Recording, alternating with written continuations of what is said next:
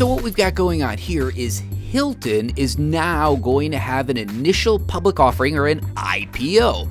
Now, IPOs usually happen either because you got these new small startup firms that are now ready to grow up and go and raise money in the public markets. But this IPO is a little bit different, right? This is coming from a private equity firm. Blackstone, which is a private equity firm, took Hilton private a couple of years ago and fixed it up and got it running more smoothly.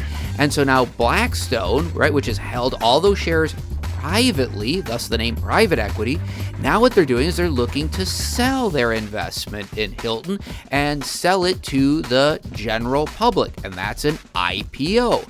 So they're going to sell these shares in the public market on the New York Stock Exchange.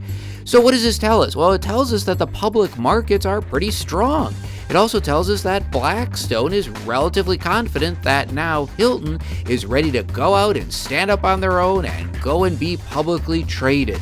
So what we're seeing here in the market is now a change in ownership from Blackstone to being a publicly traded company. And that is what's going on with Hilton. That's what's happening today in the news.